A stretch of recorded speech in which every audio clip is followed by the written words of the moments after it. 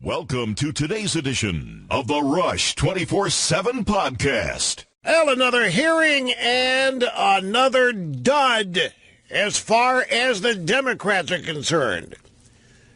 From the NSA, General Rogers, I have never been directed to do anything illegal, immoral, unethical, or inappropriate. I don't recall feeling pressure to do so. The Democrats are asked, did Trump tell you to stop this? Did Trump tell you to get in the way? Did Trump tell you to lie? Did Trump tell you to stop the investigation? Did Trump tell you to come up here and say that Trump's wonderful and great? Did Trump tell you? Nope. I've never been directed to do anything illegal, immoral, unethical, or inappropriate. I don't recall feeling pressure to do so. Dan Coates, Director, National Intelligence. I have never felt pressured to interfere or intervene in shaping intelligence in any way. When are we going to get to Obama's domestic spying? That's the story. When are we going to get to the unmasking? When are we going to get Susan Rice up here? Greetings, my friends, and welcome. Yeah, man, they are salivating over Comey. The networks are brooming everything. If you happen to watch soap operas and like them, you can forget it about tomorrow, because the networks, every network in the world, even in Guinea-Bissau, look that place up, is going to be brooming normal programming and covering the Comey testimony, because everybody's convinced that Comey's going to come in here and nuke Trump, and that's going to be it, and it's going to be over. I mean, it's just a cycle here of repeating processes where nothing changes. There is nothing new, earth-shattering, or heart-stopping that happens in many of these hearings. The closest we may have gotten was McCabe. You know, McCabe's the acting director of the FBI. While we're waiting on the new nominee to be confirmed, that should happen by 2018. And he wouldn't answer some questions, and neither would Coates. Dan Coates, about his conversations with the president, and there was some Democrat senator. You're saying they've invoked executive privilege? No. I just don't share my conversation with the president in public, Senator. Well, this is a huge issue. I note my time is running out, but I want everybody to know it's a huge issue that you will not blab about your conversation with the president. They're salivating here. You know, folks, I have evolved a theory. You know, there could be any number of reasons why the Republicans are sitting on their butts up there and not helping to advance the Trump agenda. Let's go. Possibilities are they don't want Trump to succeed because they're establishment guys, and the last thing they want, just like the Democrats, is some outsider coming in and showing what can be done in a relatively short period of time, thereby exposing the fraud that is the D.C. establishment. It's a possibility. Another possibility is that the Republicans just don't want Trump to succeed in a party sense, Republican Party sense. And when here, these guys have been there forever, in and out of the Senate, in and out of the House. Here comes Trump from Fifth Avenue, not ever having been there, from a penthouse apartment, and coming in and totally remaking government in a positive way. They just don't want to be a part of that. There could be another reason. And I think it's got some validity to it. In fact, some of you may have already evolved this theory yourself. What do you think of this, Mr. Snerdley? Maybe it is that the Republicans in the House and the Senate are not convinced that Trump's going to survive. And they're holding their fire and they're keeping their powder dry in the event that Trump doesn't make it, either resigns, is impeached, is forced out by the media or whatever. Maybe they're holding out to find out if Trump will survive all this. And in that scenario, they would thus be waiting for Pence, if that is an act. So there are three different possible explanations. But in all three of them, you'll find that you and the nation's agenda are not at the top of the priority list. No matter what the reason they're lagging and dragging their feet, it is not to get rid of Obamacare. It's not to do tax reform, anything of the sort. How about Trump's idea of solar panels on the wall? Now, when I heard that yesterday, I've heard this. I've seen this proposed somewhere else. And you know who proposed it? Almost a year ago. I think I'll have to check. I've got the stack. The guy that does the Dilbert cartoon has been a Trumpist. And he had a long column suggesting not just a wall with solar panels, but make it, sell condos there and make it entire development, typical of what Trump would do. And I remembered having seen it, so I went back and I found it from the archives of Saved Show Prep. And lo and behold, there it is right there. This guy predicted or suggested solar panels. This is a year ago. Solar panels on the top of the wall. So Trump has come along and suggested it. And some people don't know what to make of it. Is Trump teasing them? Is he ragging them? Is he jagging them? Or does he really mean it? And the Dilbert cartoon guy thinks it's neither, and he doesn't think Trump is copying him. He thinks that there are certain personality types. You have people that are oriented in politics. You have people oriented in economics. In other words, whatever scenario they see politics, whatever scenario they see economics. Dilbert guy says that he and Trump are probably different types of personalities. They are persuaders. And so the idea of a wall on top of solar panels on top of the wall is not political. It's not economical. It's persuasive. It is a way to bring people to you and your idea. And he's, a lot of people have said today that Trump is copying or stealing his idea, and he's written about this. And no, I don't think Trump's stealing. I think we're personality types that are the same. We have similar views, and we are persuaders. We don't need to copy each other because we think in the same way. But can you imagine, the thing I love about this, get past the motivations, why did Trump do it? My preferred reason is that he's just jamming them. Okay, you leftists, you don't like I pulled out of the Paris Accord, but you can't oppose solar panels. I mean, you support solar panels wherever they are. Solar panels on top of igloos, solar panels in the places where polar bears live, solar panels in the new Apple spaceship campus, solar panels, I'm going to put them on my wall. Just when I saw it, I did too. I laughed. I said, I've seen this before. And then I noticed all of these people in the blogosphere wringing their hands trying to figure out if Trump's serious or if he's making a joke. Does he know what he's doing? The same predictable reactions that you get from the various opposition factions, people opposed to Trump. This is the most amazing, little bit off topic for the moment here, but I'm going to get this done and out of the way. How many of you are Amazon customers? You and Amazon. How many of you are Amazon Prime? Oh, man, all three hands go up in there. That's a great deal, is it not? Amazon Prime. Why are you Amazon Prime? 2-day shipping. Free 2-day. Free. Right? Mm-hmm. Well, you do create, and the what? The theories. Oh, yeah, TV shows. The TV shows, yes. The Amazon Prime, the Amazon Video app. Coming to Apple TV, by the way, in the fall. They announced that. Amazon Prime, 2-day shipping free, a little bit broader product categories at cheaper prices. And the general exposure to other things. And it's not that expensive. It was $79 a year. Now it's $99. Something like that a year. But all three hands in there shot up. Right? So you'll be interested in this story. Amazon offers Prime discounts to those on government benefits. Amazon is making a play for low-income shoppers. The online leader is offering a discount on its pay-by-month Prime memberships for people who receive government assistance. In other words, people on welfare are getting a price cut to join Amazon Prime, which means you're paying for that.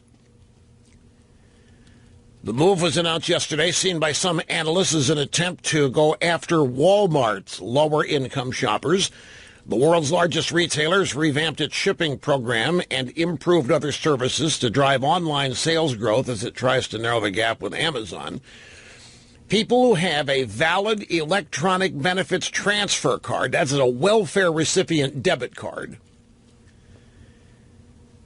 People who have a valid one used for programs such as food stamps. Are you ready for this? What do you pay for Amazon Prime, Mr. Stern? Do you even know? I'm going to tell you, it started at, I don't know what it started. It was recently $79 a year. Now it's $99 a year. A food stamp recipient. Is it $99 a year or $99 a month? It's $99. It's a year, right? Because you wouldn't pay that if it was right. Okay, so the food stamp recipients will now get Amazon Prime for $5.99 a month. Free shipping, unlimited streaming of movies and TV shows, which means that these people have to have internet accessibility. They have to have smartphones. They have to have tablets. They have to have televisions. They are people on food stamps. And in order to take advantage of Amazon's massive offer here, they've got to have a bunch of the latest high tech. Free shipping, unlimited streaming of movies and TV shows. The typical Prime membership is, as we said, 99 smackers a year. But those who cannot afford to pay up front have a $10.99 a month option. So it's $11 per month if you don't prepay it.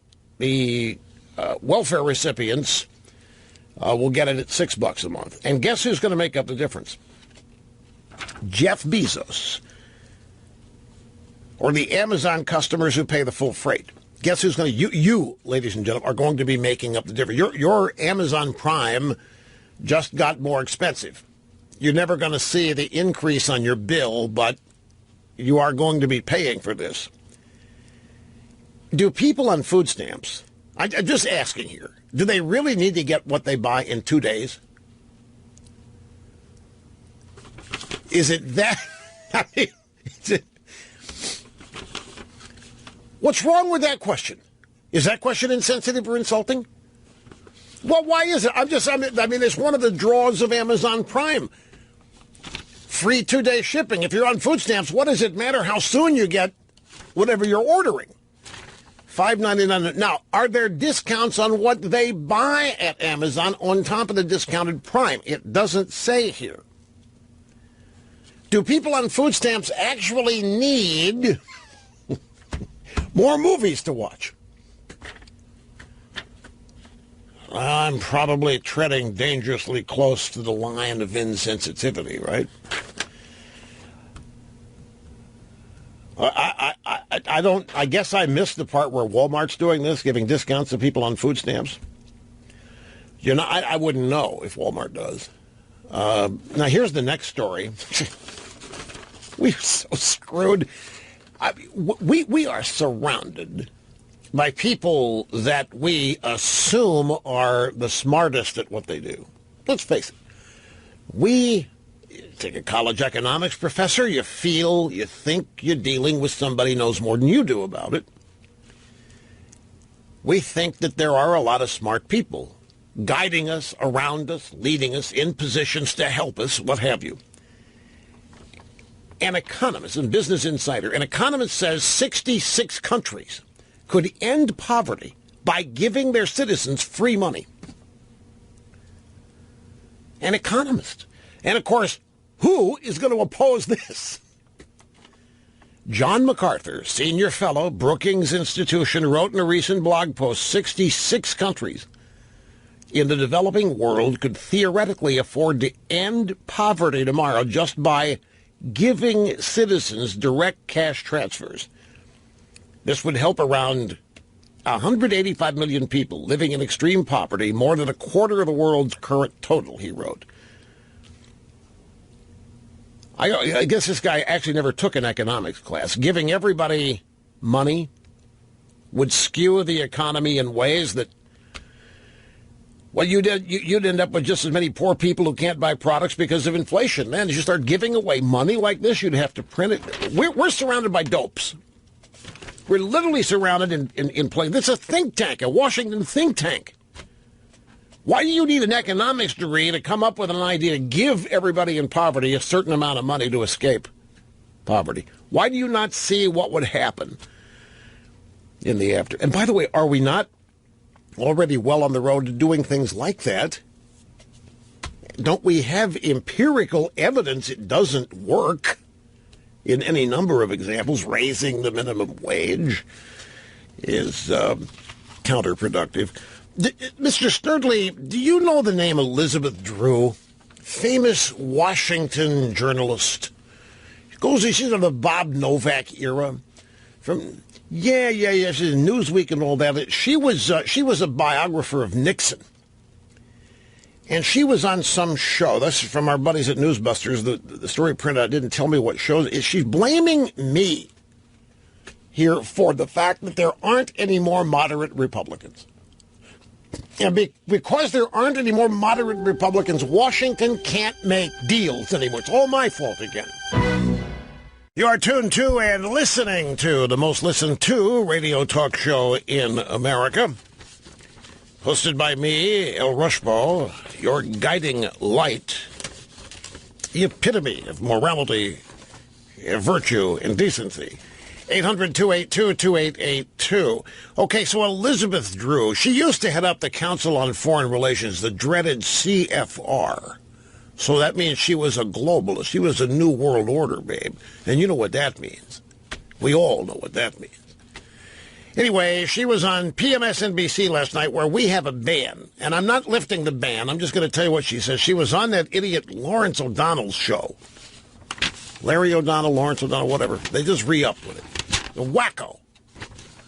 You know, he used to be a mainstream Democrat. He used to just be a standard, ordinary, everyday lib. Now he's a nut. They've all gone crazy. They're all loco bugs on the left. It's astounding. Anyway, Chris Matthews, same way. You can have a conversation with Chris Matthews. I was on his show a couple of times. And he was a partisan Democrat. They've gone, there's something that they've done to these people on the left. They've all become insane to one degree or another.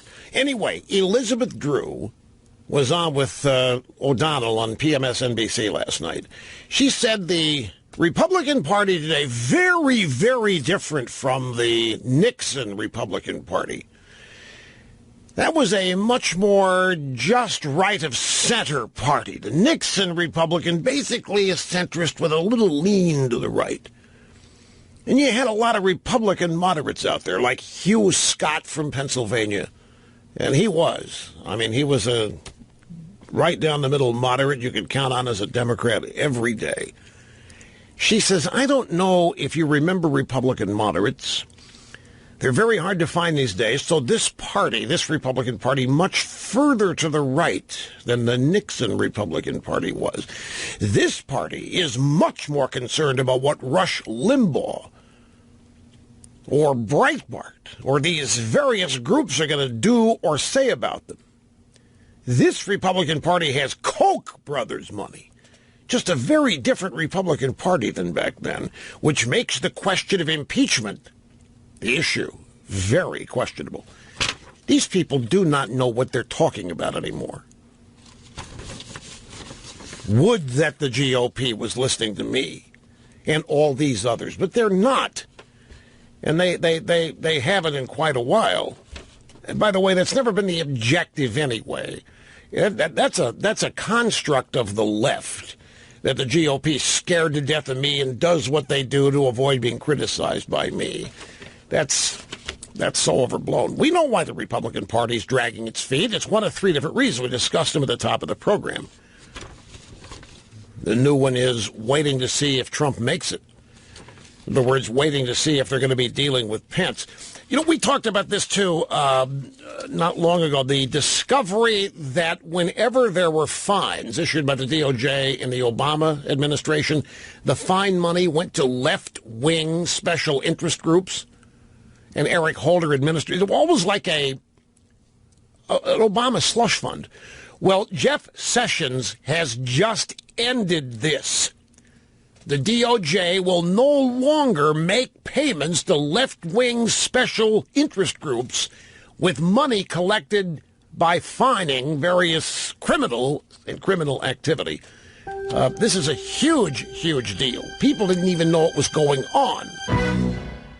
Welcome back. It's Rush Limbaugh here at 800-282-2882. If you're just hearing about this for the first time, thanks to work by our friends at Judicial Watch, we only found out about this a couple years ago. For the entirety of the Obama administration, whenever the DOJ levied fines against convicted criminals, or even people that were plea dealed, maybe not convicted criminals, not jury trial, but just somebody who takes a plea, and there was an accompanying fine, all of that fine money, if you've ever wondered where it goes normally, what Obama and Holder did was direct the vast majority of it to left-wing special interest groups, such as Planned Parenthood, or any other number of left-wing special. We're talking millions and millions of dollars. This also served as an impetus to levy more fines and raise those fines in order to redistribute that money to left-wing special interest groups. And it was only a couple years ago that we found out about this, as I say, because of the FOIA efforts of people at Judicial Watch, the Heritage Foundation, Peter Schweitzer. They were all looking into this. The Department of Justice now will end the third-party settlement practice, a controversial prosecutorial tactic critics deride as a scheme to finance the government's political allies and resolve cases without judicial oversight. In a memo circulated internally on Monday, the Attorney General Jeff Sessions, who, by the way, the left now loves again because he offered to resign from the Trump administration, so they're no longer making fun of his middle name. His middle name is Beauregard, and the left has always thought that meant that he had traces back to slave blood. I mean, nobody names their kid Beauregard, they're running around saying. But now they love Sessions because Sessions offered to resign because of a dust-up he had with Trump. And that dust-up is over Sessions' recusal from the Russian investigation. Trump is livid, apparently still livid about it, and thinks that if Sessions had not recused, that we wouldn't be anywhere near needing a special counsel. But anyway, Sessions has just wrapped this up, and he has ended it with a memo circulated internally on Monday. He announced the DOJ would no longer ask corporate entities to offer a monetary award to a third party as a condition of avoiding prosecution. The way it worked, the way Obama and Holder did it, they'd have a target, in many cases deep-pocketed target, usually a corporation of some kind, and they would offer the CEO or the accused a way to plea bargain with not much criminal attachment, if any, if they would pay a fine to say, take your pick of a left-wing group, Planned Parenthood. And these CEOs would jump at it. They would jump at it. You kidding me? That's the deal? I can avoid prosecution? I take a plea deal, accept a fine, and all I've got to do is send some money to some left-wing wackos? And Obama and Holder said, yep, that's a deal.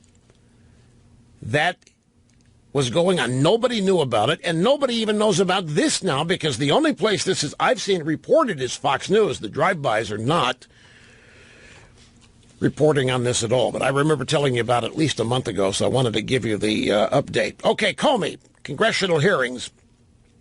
If I'm not mistaken, and this is just a sense, for the past couple of days, well, actually, it's been longer than that, the media has been unable to contain itself with its anticipation and excitement. It's almost like kids on Christmas Eve and through the whole month of December. So excited, so amped up, so eager to see what new cool presents are going to be under the tree. They've done this with Sally Yates, previous Comey testimony, John Brennan. There has been an endless parade of Obama-era embeds that have been called to testify before the Senate and House Intelligence Committees. And every one of these witnesses has been expected to blow up the Trump presidency. Every one of them has been expected, and it has been widely hoped that they contain the bombshell news that will blow up the Trump administration and forever prove that Trump worked with the Russians to sabotage the Hillary campaign and win the presidency. And since nobody has offered anything like that, now, see, I'm reminded of something I want to say here, and it's a little bit off point. I referenced something yesterday. When this NSA leaked document from Serenity Fields, what is her name again? Yeah, why do I have a name block? Yeah, but I'm a broadcast professional. I ought not have a block on remembering this name. Why do it's Reality Fields? Reality Winner. Why do I think it's Serenity somewhere? Anyway, I'm not thinking of Serenity anything. I can't remember this babe's name. I need to just scribble it in front of me. At any rate, when we discussed this yesterday, I referenced something because something really struck me. Didn't Obama assure us a couple of times in 2016, both before the election and after it, that nothing of the sort could happen? It was Obama who told us that there was no way the Russians or anybody outside could tamper with the actual process of casting and counting votes. Obama also told us that he called Vladimir Putin and told him to cut it out back in March, and that Putin was scared. And when Obama told him to cut it out, that Putin did cut it out. Then this document comes along and indicates the Russians were, in fact, attempting to hack into voter databases. I think it's targeting voter registration. Anyway, all of this, Obama assured the country it couldn't happen. And now today people are writing about that and remembering it as I did. Now, the reason to me that it's important, Obama said it twice, at least, in 2016. He said it once before the election. Now, in that instance, it would make sense that Obama would poo-poo any idea of the Russians affecting, because they all thought Hillary was going to win in a landslide. And so there would be nothing in it for them to start kowtowing and bellyaching, complaining about Russian involvement. They wouldn't want anybody thinking Hillary's win was tainted. So whenever the subject came up, Obama just blew it away. He said, no, it's not possible. I've talked to Vladimir, but I told him to cut it out. Then he talked about it. He said the same thing after the election in December, during the Trump transition period, when everybody was all hepped up about Flynn and all this other stuff. Obama assured everybody this wasn't possible. Now, at that point, it would have been advantageous to allude to possible Russian involvement because they were trying to make that case in the American people's public mind. So now this document comes along and contradicts what Obama told us. So the question arises, did Obama lie? Was Obama lying to us? If so, why? Did Obama not know? Anyway, the anticipation for Comey is building, because whatever has happened, there isn't enough to go anywhere near proof. There just isn't any evidence. Even this leaked NSA document that was reported on yesterday is not evidence. There isn't any evidence that Trump or his people worked with the Russians to screw Hillary out of the presidency. There just isn't. And yet every new witness that troops up there, the media cannot contain themselves. And they are convinced that every new witness is going to come up with the bombshell. And Comey is due tomorrow. And the networks all over the world are brooming regularly scheduled programming in order to cover the Comey testimony live. They're brooming everything. I think in even some countries, they're brooming coverage of soccer. You do not know how big that is. You think preempting the guiding light is bad. When they preempt soccer over there, that means they really think that it is big, and they are preparing to do this all over the world. Since expectations have been, the Democrats are trying to walk back Trump being impeached because their left-wing lunatic bases have been led to expect it. Same thing's happening here. They're getting worried. What if Comey doesn't have a bombshell? What if Comey doesn't say Trump asked him to impede the investigation? What if Comey doesn't say what we've been led to believe Comey is going to say? So Comey and the media are trying to dial down expectations for the Comey testimony, even while they're hyping it. They got these countdown. Look at CNN. 20 hours, 16 minutes, and 15 minutes, 57 seconds. Stupid countdown clocks. Fox has got one. The Comey hearing, 21 hours, 15 minutes, 28 seconds. It's ridiculous. You mean if we don't see the countdown clock, we won't know when the testimony is? So while they're tamping down expectations, they're dialing them up and hyping it with all these countdown clocks. Now, ABC and CNN and the AP are all now saying that Comey is not going to say that Trump tried to obstruct justice.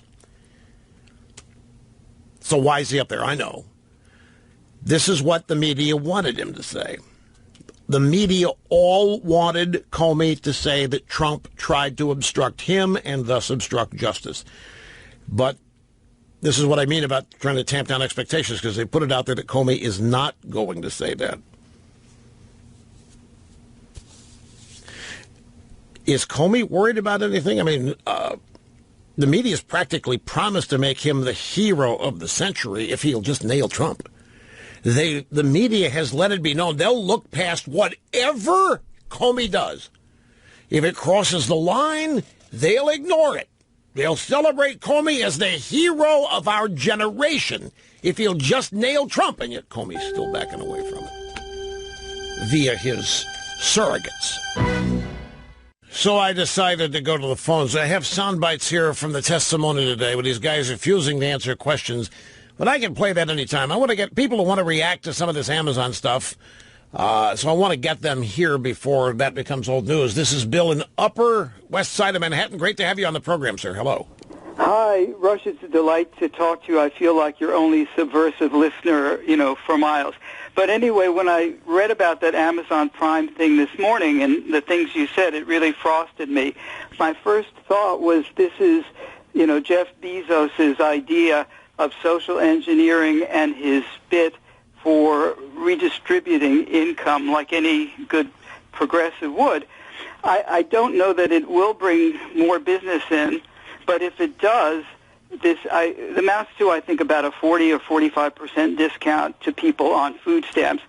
I believe it will bring him poorer quality customers who might need more servicing. They might order more stuff and return it damaged, or they might have more packages stolen from the front porch in certain neighborhoods.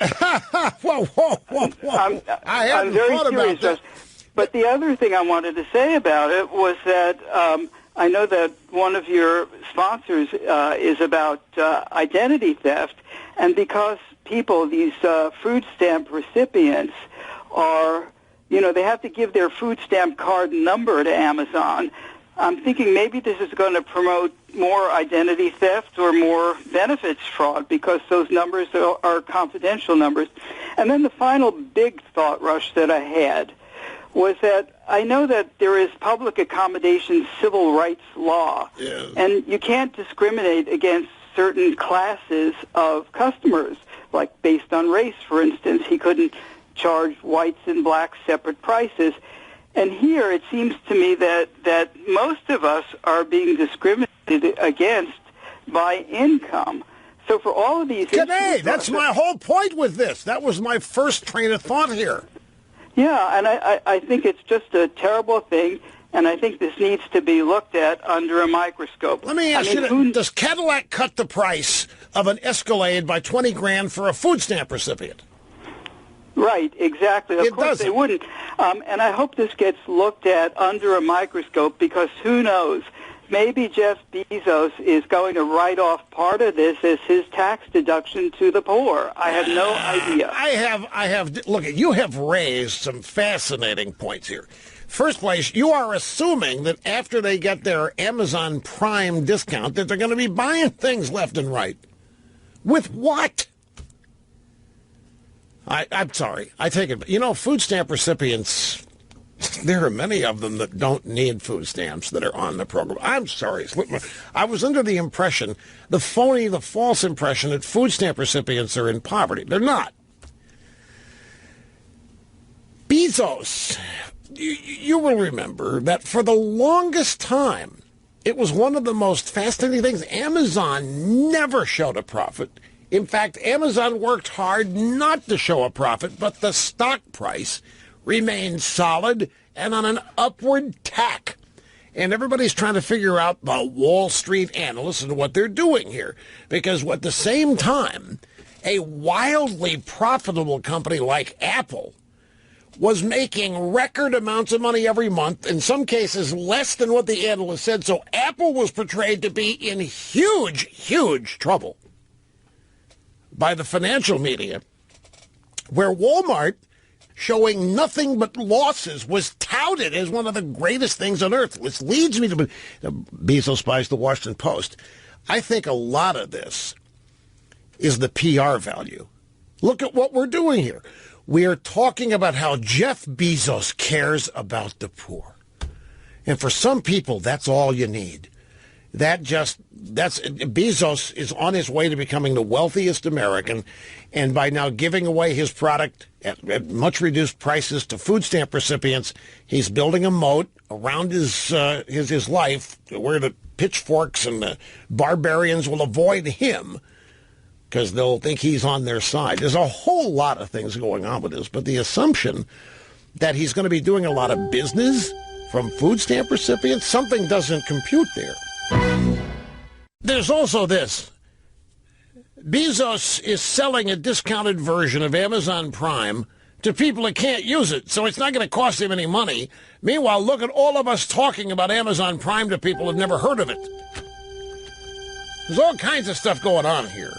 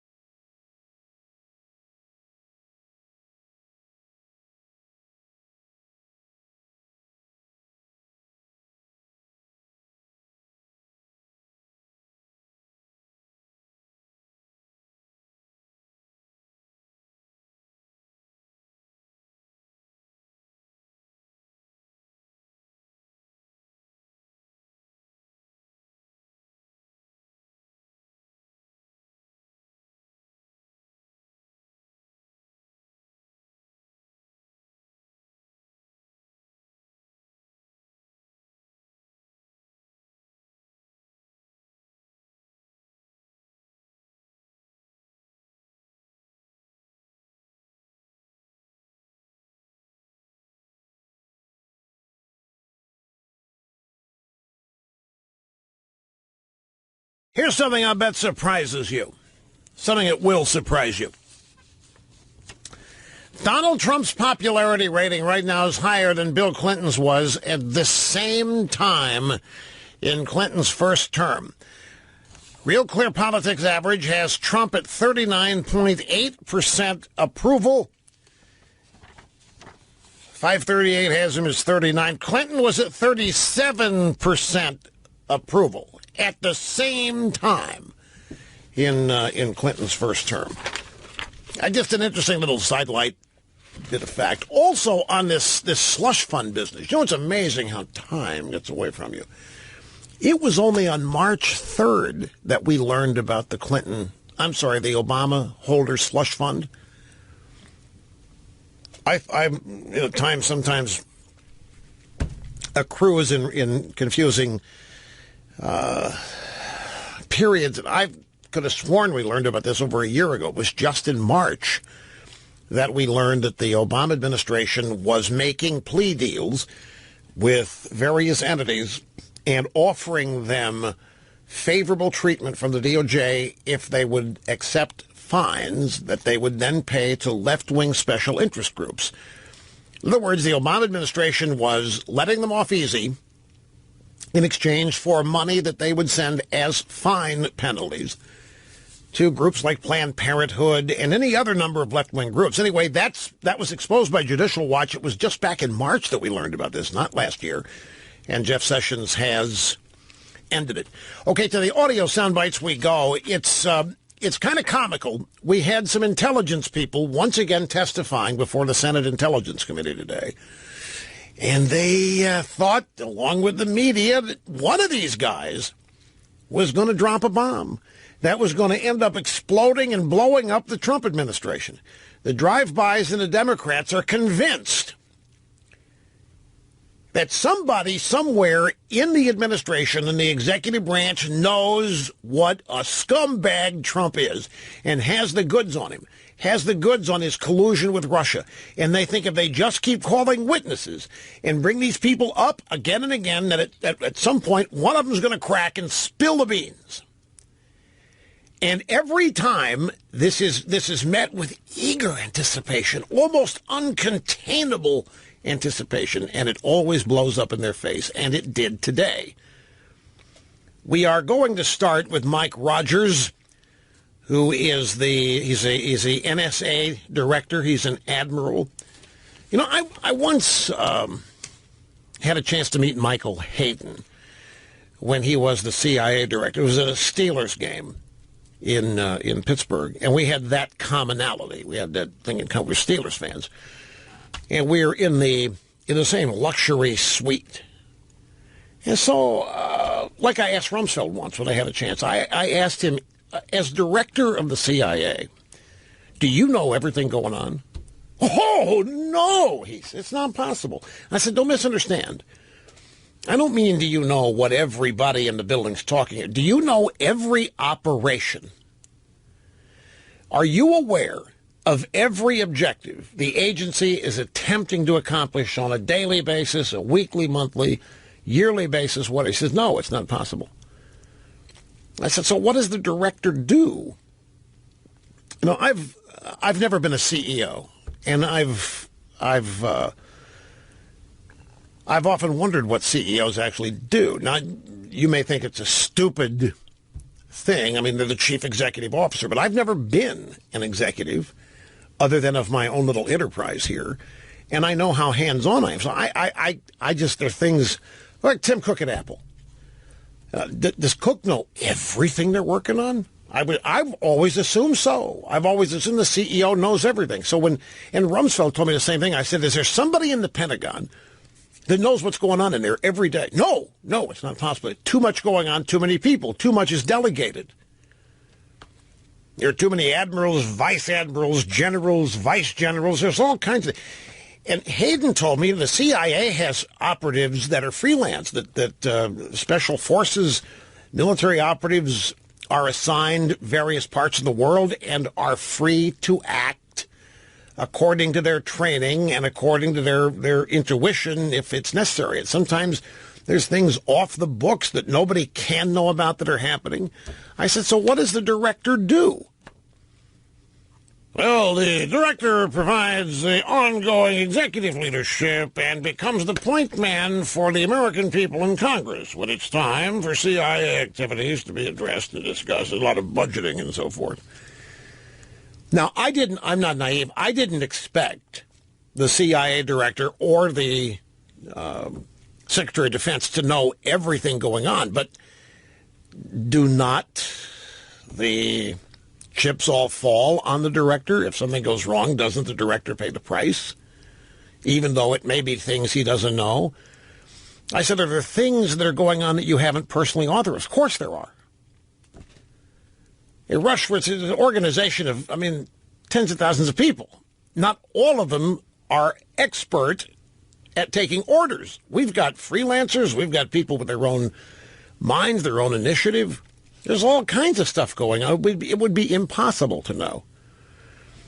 So then I said, well, how do you know then that everything going on within the banner underneath the roof of the CIA is pro-American? The more questions I asked, it became more difficult to answer. Not because the questions were particularly challenging. It's just there isn't any answer to them. This is what I have always found, if I may make a brief departure, what I've always found fascinating about people who lead large organizations, who have established a culture at those organizations where no matter where you go, that organization is the same. Everybody in it has the same objective. Everybody in it has the same mindset, not robotically.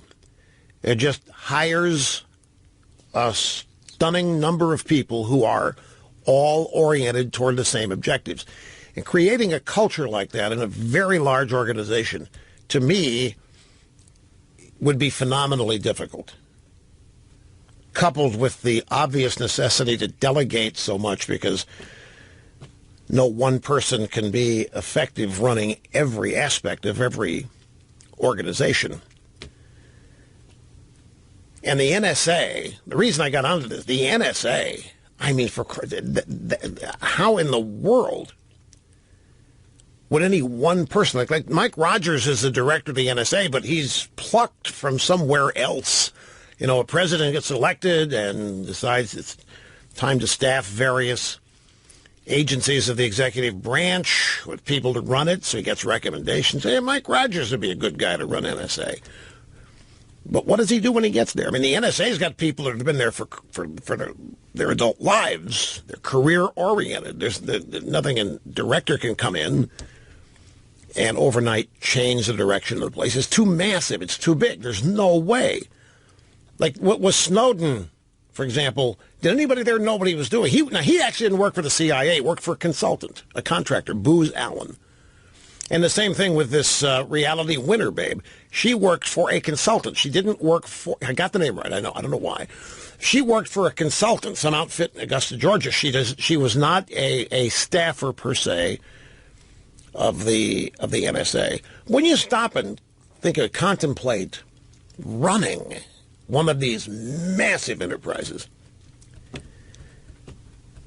yeah, I know. It's like the president cannot possibly know everything going on within the executive branch. Just can't possibly know. In Trump's case, look at all the people leaking, and they can't find a way to stop it. They can't find a way to identify the leakers, and some of them are in the White House, and they can't find them.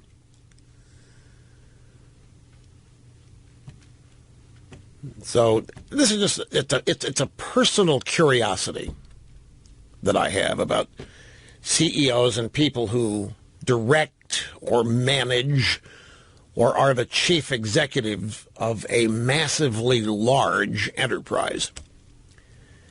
Knowing what I know about people and their desire to personally get noticed, to achieve, to climb the ladder of success, it's going to be a massive, massive undertaking.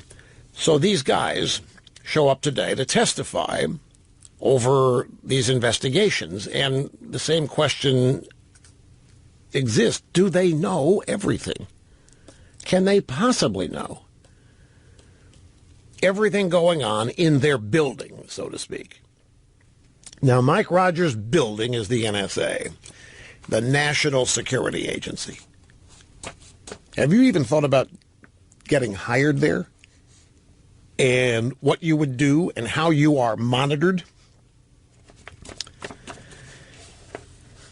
So anyway, we'll start with Mike Rogers, who is now the director of the NSA. Mark Warner is querying him. He says, you've had a very distinguished career. You've been in it 40 years now. In your experience, would it be in any way typical for a president to ask questions or bring up an ongoing FBI investigation, particularly if that investigation concerns associates and individuals that might be associated with the president's campaign or his activities? And here's what Rogers said. Today, I am not going to talk about theoreticals. I am not going to discuss the specifics of any interaction or conversations I may or may not. If I could finish, sir, please. That I may or may not have had with the President of the United States, but I will make the following comment. In the 3+ years that I have been the director of the National Security Agency, to the best of my recollection, I have never been directed to do anything I believe to be illegal, immoral, unethical, or inappropriate. And to the best of my recollection, during that same period of service, I do not recall ever feeling pressured to do so. Well, this is not what the Democrats wanted to hear. This is effectively the end of the hearings where this guy's concerned. There's no reason for any other questions. Of course, the questions continued, but there wasn't any reason for any other questions. He just shot down every hope and dream the Democrats and maybe some Republicans on this Intelligence Committee had. And he's been there 3 years. That means a lot of the time he's been there, he served under Obama, Barack Hussein. Well, let me ask another question. Who is the head of the executive branch? Can anybody tell me? Good going, Mr. Snerdley. The President of the United States is the head of the executive branch. As such, the President of the United States can say anything to anybody he wants. He can declassify classified information just by telling somebody. He does not have to go through a declassification process. He doesn't have to ask anybody's permission. He doesn't have to go to a committee of intel people. So, I want to make this public. Is it okay? He can just do it. By the same token, ladies and gentlemen, the President of the United States can call the FBI director and ask what the hell's going on. Tell me about the Bonnie and Clyde investigation. What's going on? Are you getting close to nailing them? I need to know. The President can ask anything he wants. I know some of you are screaming, Mr. Limbaugh, he cannot ask about his own investigation. If he's being investigated, cannot. Yes, he can. You might think it's unethical or whatever, but the president's entitled to find out what the people in his branch are doing because he is the ultimate fall guy. He is the man on whom all responsibility rests. The president, the point is, has much latitude. The question here by Mark Warner is a question that attempts to convey that Trump doesn't have the right to inquire about investigations being conducted by the FBI, and that if he does, it might be obstruction. It might be unethical. It might be problematic. By the way, Trump's in Cincinnati today, and do you know what the official White House schedule says? Meeting with victims of Obamacare. Is that not great? Meeting with victims of Obamacare. Okay, so that's Mike Rogers. So the next question from Warner. Okay, well, then let me ask you specifically, did the president, from reports that are out there in the drive-by media, did the president ask you in any way, shape, or form to back off or downplay the Russia investigation? I'm not going to discuss the specifics of conversations with the President of the United States, but I stand by the comment I just made to you, sir. There's no reason for any other question after that first comment. He's never been pressured. He has never been directed. He's never been asked. He's never been told, ordered, or any of these things. And yet Warner wouldn't give it. Let me ask you specifically. President from reports that are in the media. So everybody's going by what's in the media, where fake news rules the roost. This is a major problem, by the way, folks. Not saying something profound, I know. But all of this fake news that's out there that everybody thinks is real, even idiots in the Senate, act as though it's real when it isn't. And then ask these guys questions based on what they think is fact simply because it's been in the drive-by media. Okay, up next, Dan Coates. Dan Coates, a former senator from Indiana. Right now, he's the director of national intelligence, which means that the guys that head up the NSA and the CIA and the DIA and the BIA, the FIA, all the intelligence agents report to him. He is Trump's version of James Clapper. And Mark Warner zeroed in on it. Take a break. Got to take a break. Otherwise, I won't be squeezing all this in. I don't want to have to do it that. Okay, so we're getting an idea now how the Democrats are going to deal with Comey. You'll hear it coming up. But up next, Dan Coates and the question from Mark Warner.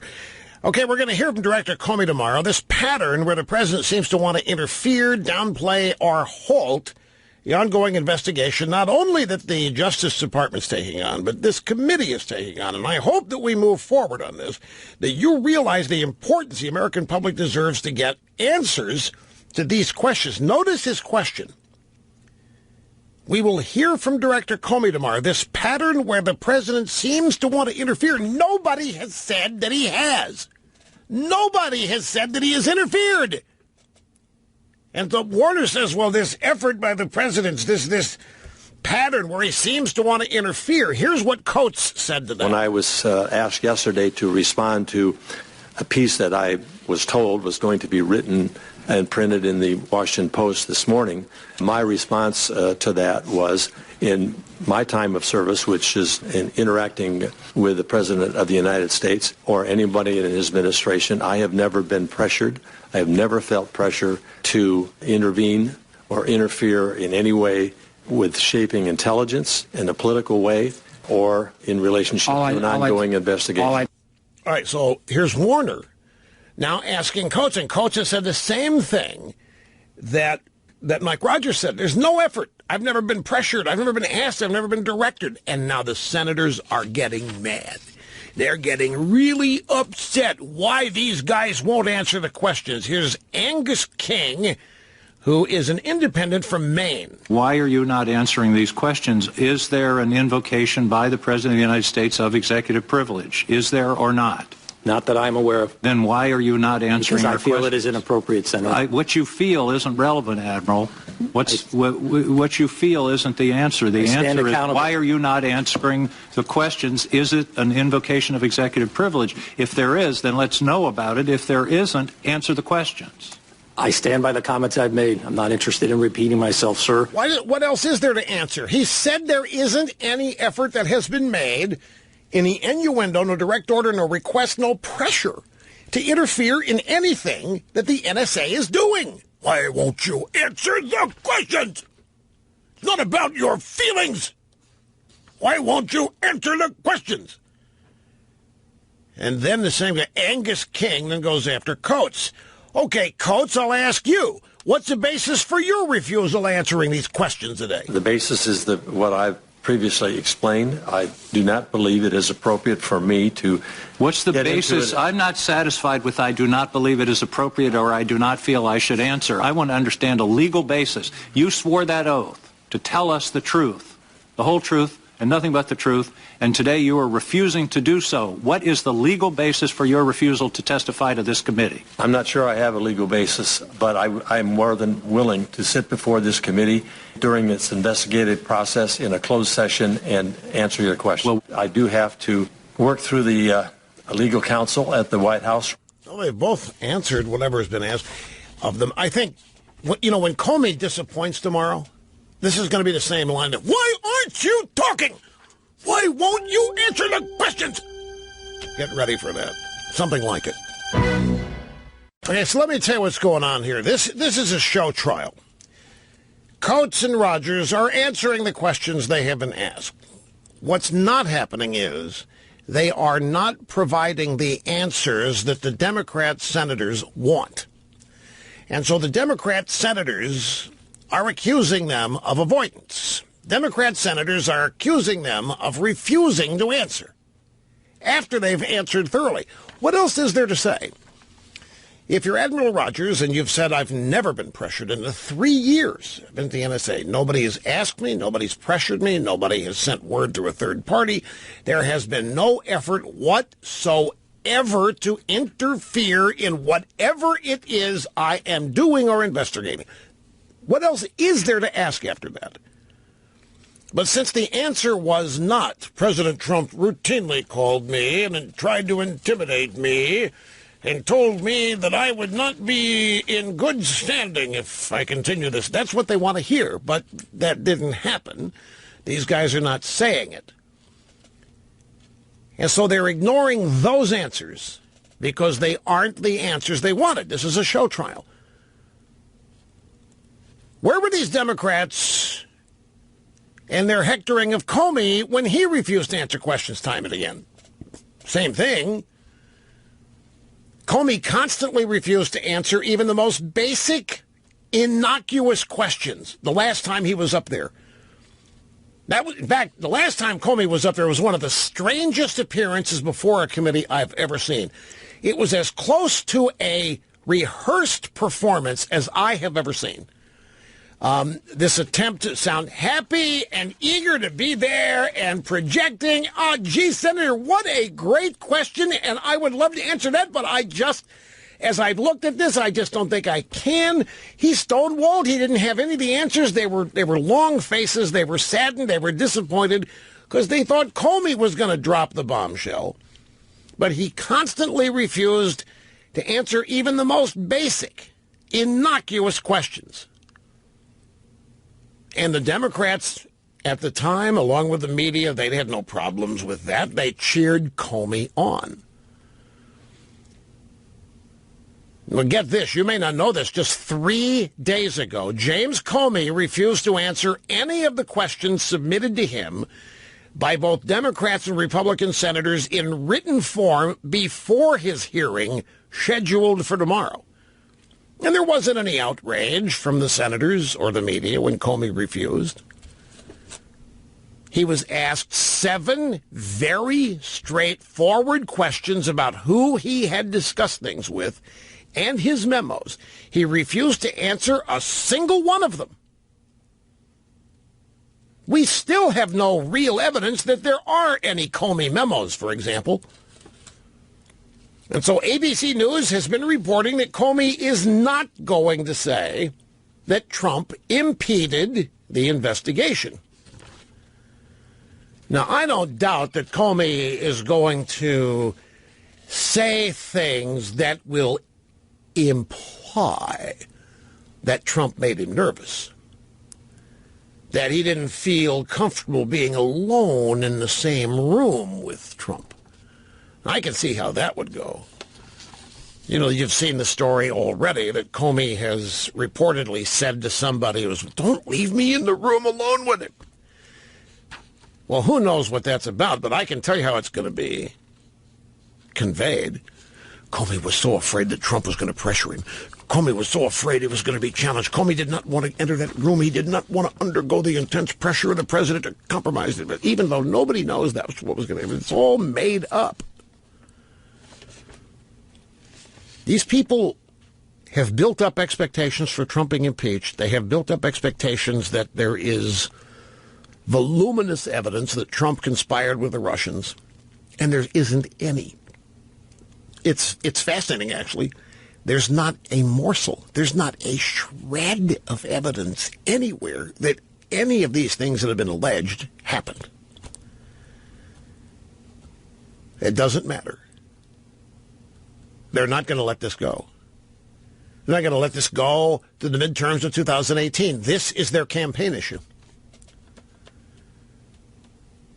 That they were robbed in 2016. It was Jeff Sessions, supposedly, that Comey said, don't leave me alone with him in that room. The source for this is anonymous, too. We don't know who it is, reported this to the drive-bys. Comey supposedly said to Jeff Sessions, don't leave me alone with him. No. Get this, folks. Washington, D.C. bars, places that dispense adult beverages, are opening early tomorrow for the Comey televised testimony. I'm not kidding you here. Some Washington, D.C. bars are going to open at 9 a.m. tomorrow in order to host viewing parties. They're going to have food. They're going to have adult beverages. They're probably going to have piñatas, pin the tail on the donkey, dartboards, whatever else. They are recruiting and inviting customers to come in and consume adult beverages at 9 a.m. as the Comey testimony. This Super Bowl of politics is how this is being hyped, set up. Rush Limbaugh in the afternoon or morning, depending on your location. Here on the EIB network, back to the phones. This is Martha in Arlington, Virginia. I'm glad you called, Martha. Great to have you here. Thank you. Thank you for taking my call. You bet. It's my pleasure.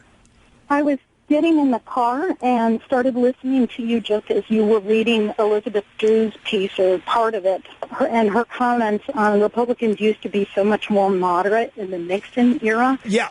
And it just made my blood boil because it is so indicative of everything that liberals do to turn absolutely everything around, and I wanted to use this as a perfect example.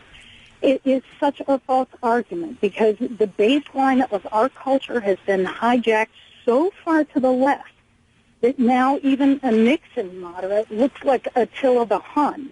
If you took a Nixon moderate from those days, if you took even a Nixon progressive like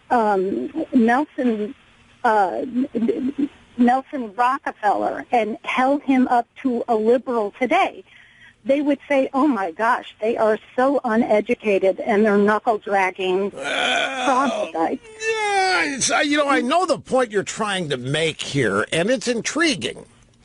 And I just wanted to say it's like if you were looking at a football field and in the Nixon era, and it was the 50-yard line was where the cultural war, if you were being played on. Now it's down at the 10-yard line, and we've only got the 10 yards on our other side. And it's totally, the liberals try to compare everything like it's apples to apples, and it's not. I mean, trying to compare our culture today to and Republicans today. There's another way to look. Everything you're saying is right on the money, Martha. Don't miss it. But there's another way to analyze this. Now, Elizabeth Drew, her heyday was that era in the 70s and 80s. I mean, she was the equivalent of maybe I don't know who would she. It doesn't matter. She was big in her day. She's like Camille Paglia, who is still, but she's not crazy. I would never put Elizabeth Drew in Camille Paglia. She couldn't wear Camille Paglia's bra and panties. Don't inflate. Don't insult Camille Paglia. Don't insult Camille Paglia. Elizabeth Drew was a classic Washington uber liberal for the day leftist. And she was a star. She was one of the people on TV, one of the first print journalists on TV, offering her opinion on things. But look, here's another. Everything you say is right. What was a moderate Republican in the Nixon era would not be seen as a moderate today. It would be seen as a right-wing wacko. That is her point. But here's what Elizabeth Drew is really complaining about. Back in the Nixon era, there wasn't any conservative media.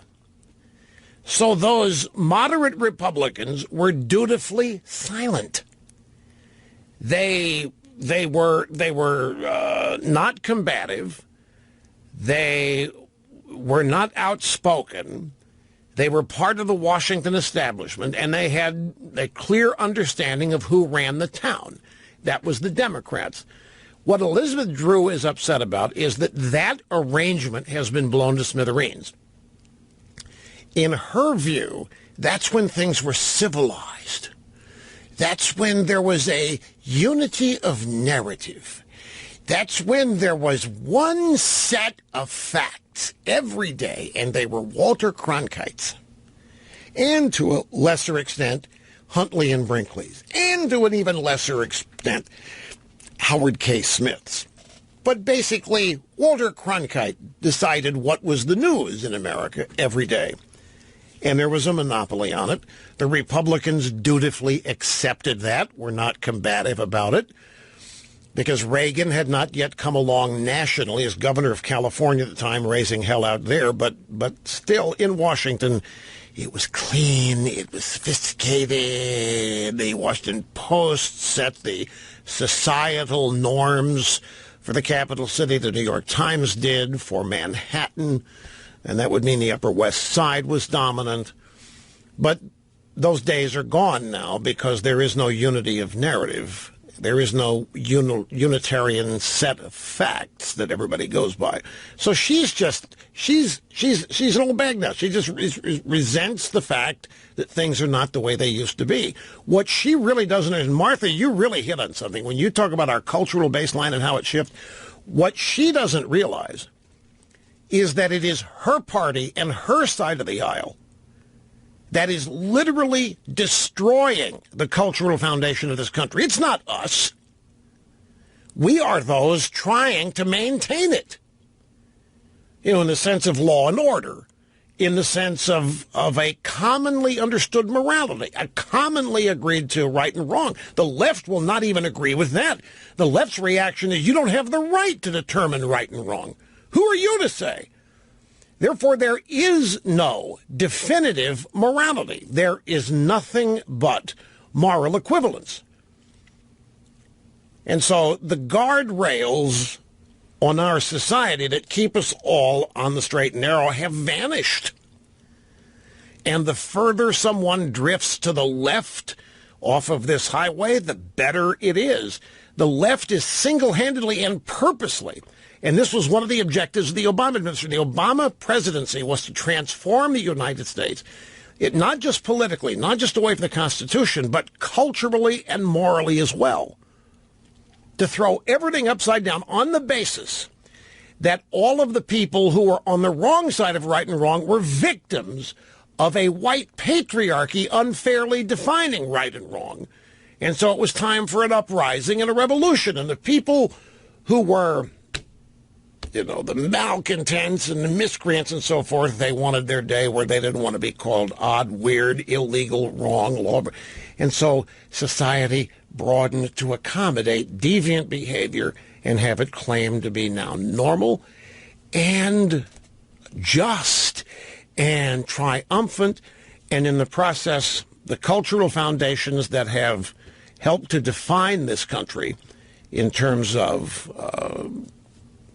basic decency, and they've been blown to smithereens by the left. I really think that is the big result of this leftward drift of culture, whereas Elizabeth Drew thinks people like me have blown it up. It's to the point where we're trying to hold on and stop it. I'm going to try to get to Hillary Clinton. I didn't get a chance to discuss. Hillary Clinton is suffering a public. She's breaking down in public. She's having a breakdown right before our eyes. We have to talk about that.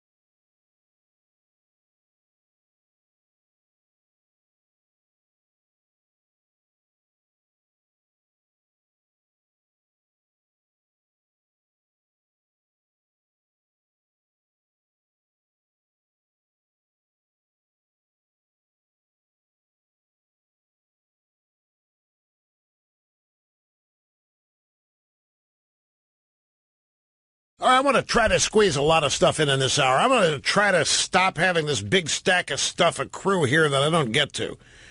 So be prepared to listen fast. 800-282-2882 if you want to be on the program. The email address, lrushbaugh at eibnet.us. There's somebody else out there saying that he's seen no evidence that Russia altered vote counts, and that's the former Homeland Security Secretary Jeh Johnson, the guy that worked for the Obama regime. He said yesterday, John, J-E-H is how he spells it. Jeh. Hey, Joe John. He pronounces it Jeh Johnson, right? He said Tuesday he knows of no evidence that Russia altered vote counts in the 2016 presidential election. This is after this so-called leak of this so-called document, the so-called NSA, by the so-called Freedom Winner, babe, whatever her name is, Serenity, Reality. You know what? I need to start thinking horse. That sounds like a name of a horse, like at Churchill Downs or at the Belmont. Reality Winner. If I just think horse, I might be able to remember this woman's name. One of my favorite all-time horse names is Charismatic. Remember that horse? Charismatic. Not charismatic, charismatic. And then there was Secretariat. Secretariat Winner. Secretariat Reality. So I'm trying to remember this. Anyway, I'm already distracting myself. Jeh Johnson said Tuesday he knows of no evidence that Russia altered vote counts in the 2016 election, even after this babe's document was leaked and released. He said, we saw efforts by Russian intelligence at scanning and probing voter registration databases, but I know of no such evidence that actual counts were altered by any type of cyber attack. Now, Obama said the same thing. 2 different occasions, I must reiterate. He said in March of 2016 that the Russians were not going to... He told Vlad to cut it out, remember? And in December, after the election, he said the same thing. He said it would be virtually impossible. Donald Trump is doing good things that nobody knows about. They don't get reported on. One of the things that Trump's keeping a promise on is reducing regulations. Washington Examiner. Have you noticed that the economy and the stock market have markedly improved since Trump's election? Now, there are reasons for this. If the markets were monitoring and worried about what's going on with who's testifying to what, then the markets would be in a tailspin. But the markets are not looking at things like that. President Trump is winning on at least one key campaign promise, cutting regulations and virtually eliminating the release of new ones. He signed executive orders that have brought these, the issuance of new regulations down in great number, and he has cut the output of costly regulations so deeply that a group that charts the government's output of rules has called the shift historic. American Action Forum says that Trump has cut the output of regulations to just 8% of the averages regulations were issued under Obama. What's more, the cost of the new regulations has dropped from an average of $26 billion to $33 million.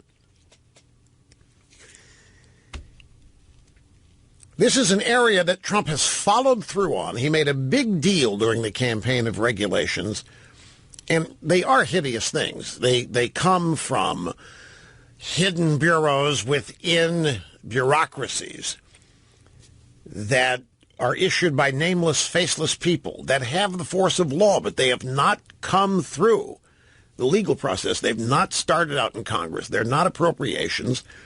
They are not statutes. They're just regulations that are issued and people abide because it comes from the federal government. And Trump has apparently had overwhelming success at rooting out a substantial percentage of all of these. And I wanted to make sure I mentioned it because this is the kind of thing that nobody is reporting or talking about. In other news that's not related to much of anything else going on but still fascinating, get this. Just days after launching a new political action committee, former Democrat Vice President Joe Biden will join Republican officials and donors at a weekend retreat hosted by Mitt Romney. Biden will be interviewed by Romney during a Friday evening event in Park City, Utah. It's invitation only, according to a Biden spokesman. The speaker lineup for what is traditionally a gathering of Romney allies is packed with high-profile Republicans, among them Paul Ryan and Lindsey Graham and John McCain. Biden spokeswoman Kate Bedingfield confirmed Biden's going to be there. Biden's attending because he believes in bipartisanship and the importance of keeping good lines of communication open across the aisle. What a BS statement. But the bottom line is that Romney and Ryan and McCain are having their annual Romney Fest in Park City, Utah, no doubt to discuss all the problems posed by Trump winning the election and the problems and the threats to the Republican establishment, and their featured guest is Joe Biden. Joe Biden, who right now, by default, is the only, I don't even say legitimate, Democrat presidential contender. Maybe you throw crazy Bernie in there, but is this not symptomatic? Ryan, McCain, Romney, and their buddies with a giant Romney Fest in Park City, Utah, with featured guest Joe Biden, who will be interviewed by Romney Friday night on the featured topic bipartisanship. The proportion of men on college campuses is dropping. I have talked about this for a decade, and I've talked about it because it's important. Something that people don't think about. It happens underneath the radar, but it has distinct and profound impacts on the business community, our culture. Women today are 65% of college graduates. Now, you've got to look at this in not a political way. To look at this in a political way, the feminazis would say, great, this is wonderful. Women have been getting the short end of the shaft for who knows how long. It's about time that things started bouncing in our favor. Because the feminazis, everything is a competition. Men are the opponent. Men are the enemy. Men have been the undeserved victors since the beginning of time. And it's about time women reverse the roles here. And so if 65% of college graduates are women, then that's fine and dandy and maybe not even enough.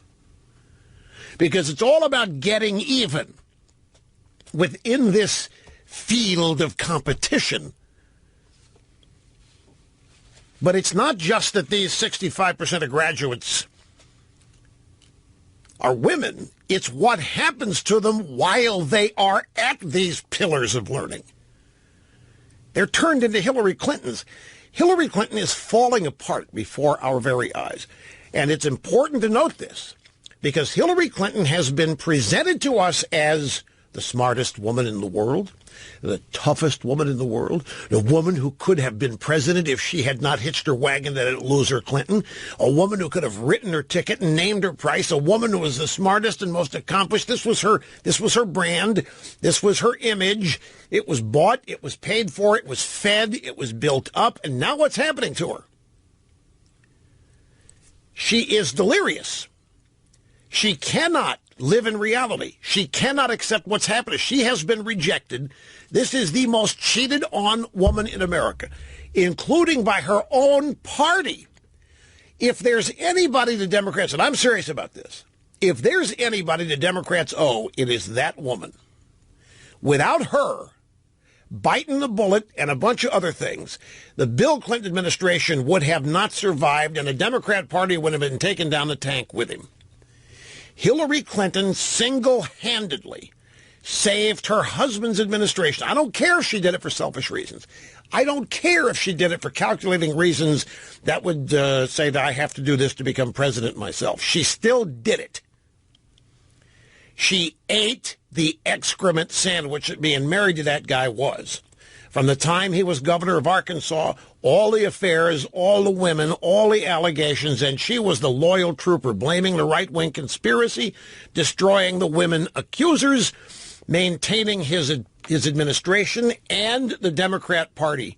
And if anybody has ever been owed, it's Hillary Clinton.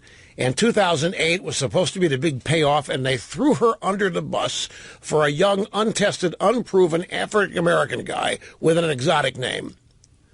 And she gave them another chance to love her. She gave them another chance to accept her. She went even so far as to working with Debbie Blabbermouth Schultz to rig the primaries against Crazy Bernie so the Democrats could not throw her under the bus. And she still got beat by some guy they think has no business being in politics, doesn't know what he's doing, in their minds hates women, is abusive to women, doesn't like anybody, a guy who shouldn't have got 20% of the vote and beat her in an electoral near landslide. She's going crazy. Her party didn't support, in her mind, her party abandoned her. The Democrat National Committee abandoned her, even though they worked with her to rig the primary. Her money people abandoned her. Nobody helped her. Everybody left her and hung her out to dry. She couldn't trust anybody. She's dumping on everybody that worked in her campaign except for Huma. And it's all happening in public. She's blaming 19 different things and people for her loss, including, are you ready, 1,000 Russian agents in Macedonia. Did you hear that one? Agents in Macedonia working to undermine her campaign.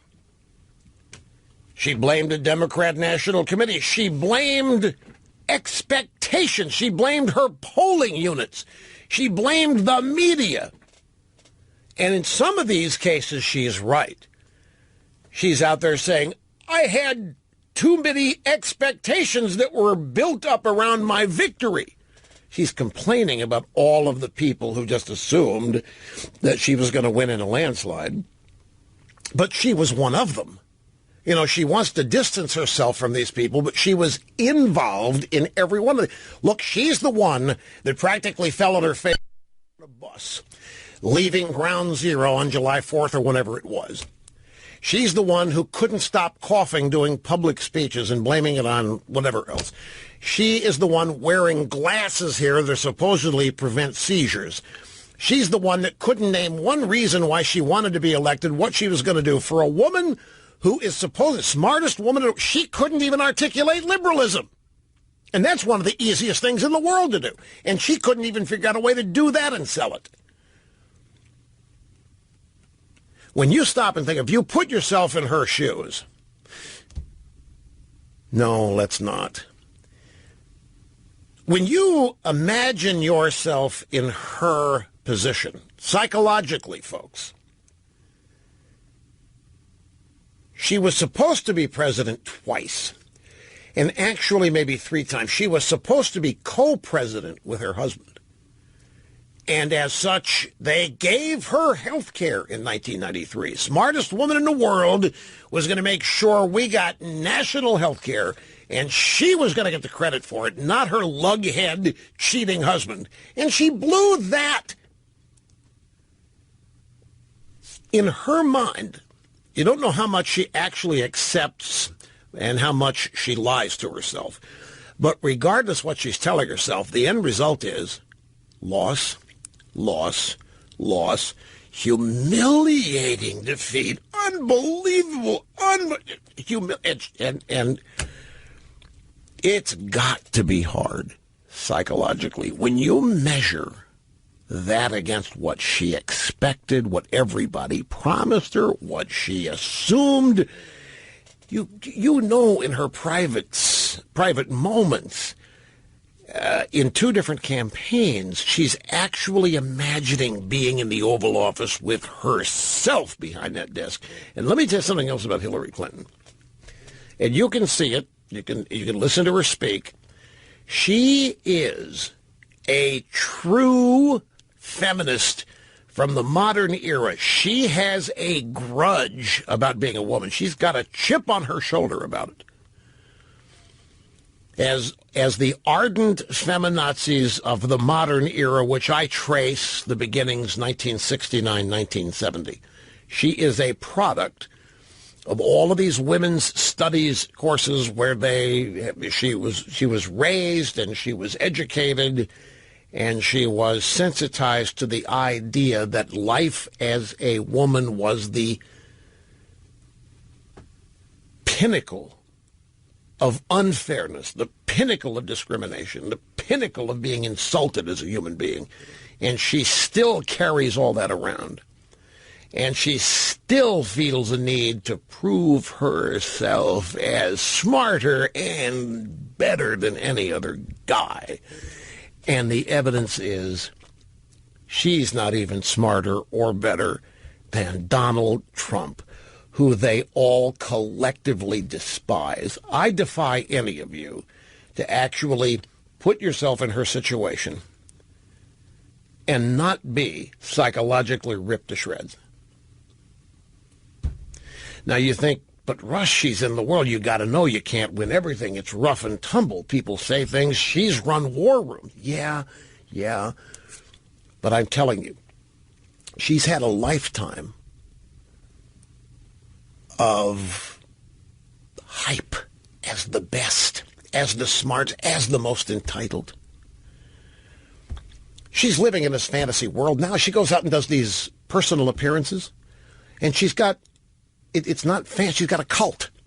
There's a cult of like-minded women that'll show up wherever she goes. There's 15 or 20 of them, maybe 50, depending on the venue. And they treat her like she has been victimized, the biggest injustice in the history of humanity. Her defeat in 2016. So she is coming apart right in front of our eyes. We're witnessing it. We saw it during the campaign. It's just that many didn't have the confidence to say that's what it was, because even we couldn't imagine her losing. How many times have I told you over the course of the years of this program how frustrated I've been to encounter people on our side who are scared to death of this woman? You remember me telling you that, how frustrated I'd get?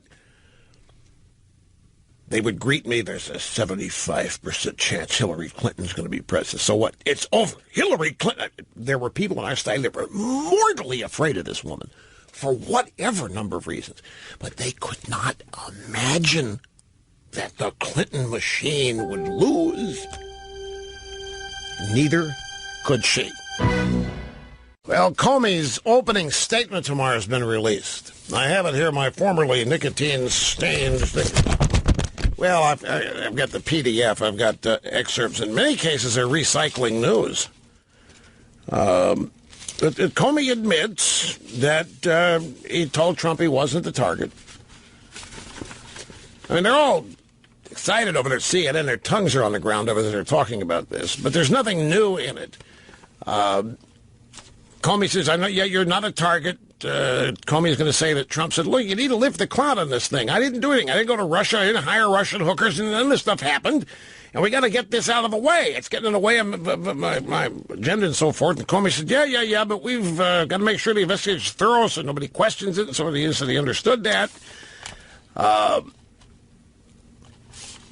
And there's a memo apparently that Comey wrote. He says Trump told him on a Valentine's night dinner that he needed loyalty. So there's nothing apparently that we don't already know or hasn't been reported. So I don't know that there can be bombshells, at least based on what has been released. We'll go through this here briefly in the monologue segment of the next, well, no, just in the next half hour. Anyway, 65% of college students now are women, and then there's this exclusive test data. This is from the Wall Street Journal. Many colleges fail to improve critical thinking skills. And as you know, there's been a bugaboo of mine in recent weeks. So still lots to do, and we've got more phone calls from you coming up, too. So a brief time out here at the bottom. I will further investigate the Comey text. His opening statement here, his testimony, we'll get into it when we get back. Make sure this guy does not go away. This guy on line 3 I got a call here from a guy who wants to talk about Amazon Prime, a first-hour discussion, but I've got this Comey stuff that I at least want to get started. This is very weird. The Senate committee has released Comey's prepared statement in advance of tomorrow. Now, why would they do this? Well, if you look at it, you might find some answers, because there aren't any blockbusters here, at least as I have had time to investigate. There's nothing here that hasn't been reported. And in fact, there's some things here that I would consider to be exculpatory of Trump if I were one of these Democrats desperate to find something damaging. One thing that Comey says in his testimony the Senate released, this is testimony he will give tomorrow, he says that he did assure Trump that Trump was not the target of an investigation. Now, that alone, Trump's been out there saying this. Comey told him that 3 times. And the media and the Democrats went bonkers. They thought Trump was lying. Trump was making it up. They thought Trump was trying to box Comey into a corner and force Comey to say this, because they didn't want to believe it. They want to believe Trump is the target because he's their target. Trump is the only target for the media and the Democrats in the committee. And Comey plainly says, yep, I assured Trump that he was not the target of an investigation. That has got to be tremendously deflating for these people. They're doing a roundtable on CNN right now, and they're orgasmic over just the fact that they've got the testimony, and they're going through it live here. They're discovering what's in it as they go along. And so as they make their discoveries here, you can see little tinges of blank disappointment on faces. There also are things here that might have some of them revved up. But a brief summary here, at least as I have it. Comey says he did assure Trump he wasn't the target. He does a lot of build-up to that. He does flat out say it, but with a huge amount of buildup. But it's what he says. He also said he felt the need to document that exchange with Trump in a memo. In fact, this is quite telling about James Comey. Let me read to you this excerpt from the testimony. I felt compelled to document my first conversation with the president-elect in a memo. To ensure accuracy, I began to type it on a laptop in an FBI vehicle outside Trump Tower the moment I walked out of the meeting. Creating written records immediately after one-on-one conversations with Mr. Trump was my practice from that point forward. This had not been my practice in the past. I spoke alone with President Obama twice in person, never on the phone, once in 2015 to discuss law enforcement policy issues, and a second time briefly for him to say goodbye in late 2016. In neither of those circumstances did I memorialize the discussions. Now, we've been told that Comey memos everything.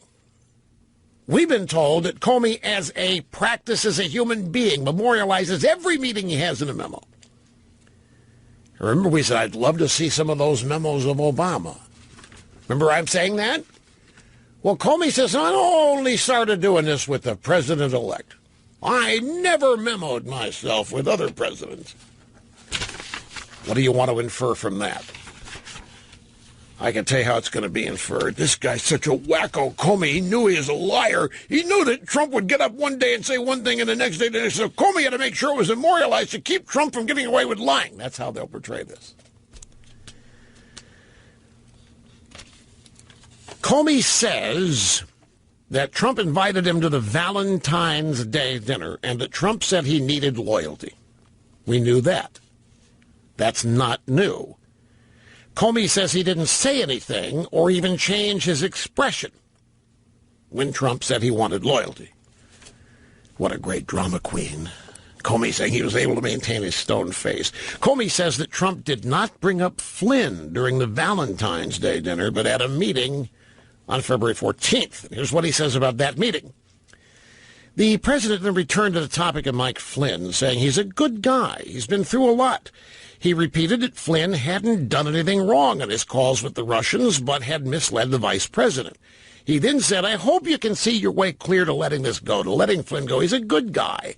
I hope you can let this go. I replied only that he is a good guy.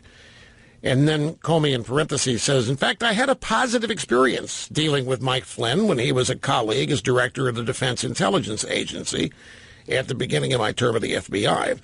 But I did not say I would let this go. The president returned briefly to the problem of leaks. I then got up and I left out the door by the grandfather clock, making my way through the large group of people waiting there, including Mr. Priebus and the vice president. Now, on the aspect of Comey saying that Trump wanted to lift the cloud, this is the lift the cloud memo. March 30th phone call. On the morning of March 30th, the president called me at the FBI, described the Russia investigation as a cloud that was impairing his ability to act on behalf of the country. He said he had nothing to do with Russia. He had not been involved with hookers in Russia. He had always assumed he was being recorded when in Russia.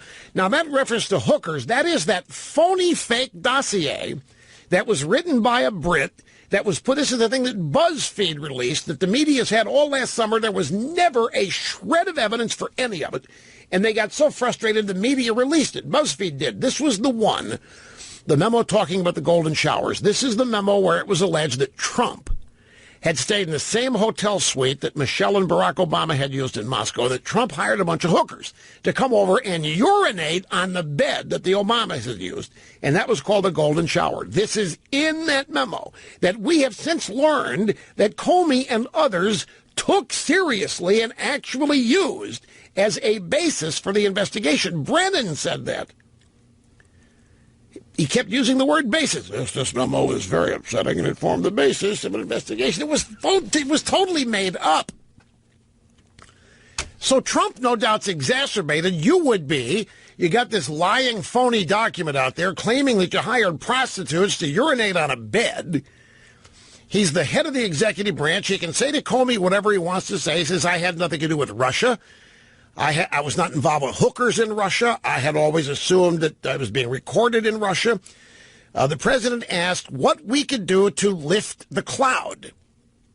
Now, look, this is, to me, very important because Trump knows that this is all a bunch of BS, as everybody involved knows it's a bunch of BS. This so-called dossier was a fake dossier written actually as an instructive thing for intelligence people to show Trump the kind of thing that could end up being written about him, as they were trying to make the case for him that he should see them every day and have an intel consult.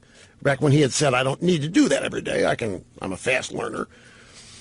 It was also this lift the cloud business. There's another relevant point about this memo and the president wanting to. I'll remember during the commercial break. Let me continue with the memo here very quickly. I responded that we were investigating the matter. Oh, it was Brennan. It was Brennan that said that this memo this dossier formed the basis of an investigation, but it wasn't true. And that's what Trump said, lift the cloud. You're dealing with something that's it's fake, it's phony, it has no basis being part of a legitimate investigation.